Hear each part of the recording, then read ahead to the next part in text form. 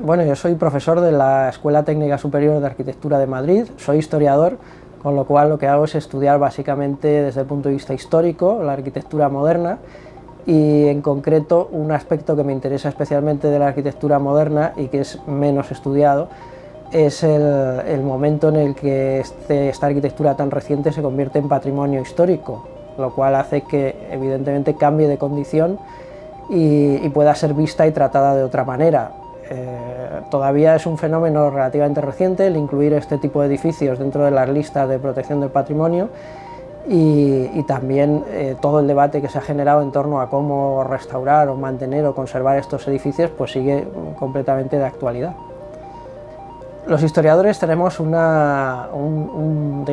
condicionante cuando decidimos qué objetos son de nuestro interés para investigarlos, y es que se ha publicado ya muchas cosas sobre casi todo, ¿no? De manera que el espacio que nos queda para decir cosas nuevas o investigar cosas nuevas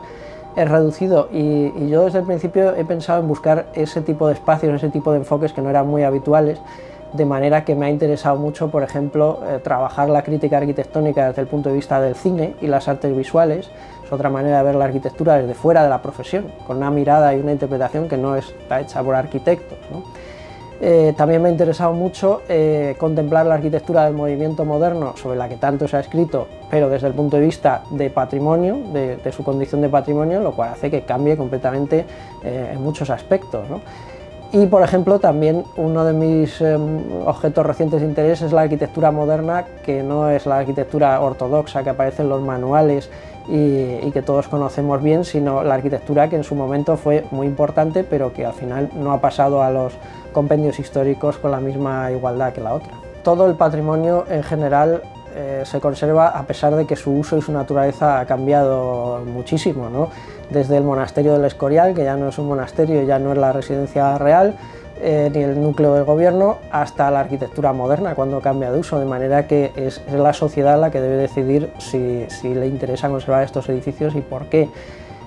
Ahora bien, está claro que debemos enfocarlos y verlos de otra manera muy diferente a la que tuvieron sus autores, sus creadores, y eso implica una serie de decisiones. No es posible establecer valores objetivos, creo yo, porque hay tanta interpretación, tanta subjetividad y además tantos elementos que cambian con el tiempo. En 10 años, en 20 años, pues cambian las ideas y la forma de ver las cosas, que es muy difícil establecer una manera de tratar estos edificios. Pero al final yo creo que hay un consenso en general social que decide qué edificios se conservan y cuáles no, y que además decide de forma muy clara conservarlos durante siglos e incluso durante milenios. Claro, digamos que el patrimonio implica, por su propia naturaleza, implica un estar fuera de la lógica económica o de la racionalidad económica. Evidentemente, restaurar y proteger edificios, cuanto más monumentales y más complicados, pues es más caro. Pero curiosamente los edificios del movimiento moderno, que teóricamente eran más funcionales y muchas veces tienen dimensiones más reducidas, han resultado ser los más difíciles y más caros de mantener por la forma en la que estaban construidos y por el deterioro muy rápido que se había producido de estos edificios, ¿no? Pero yo diría que hay otro elemento importante, y es que no es solo un problema económico el que mantener estos edificios, también tienen ventajas económicas. Hay países enteros que viven del turismo, el nuestro vive en gran medida del turismo, qué sé yo, la República Checa vive casi completamente del turismo, y eso es porque hay edificios interesantes y hay un patrimonio que la gente quiere ir a ver.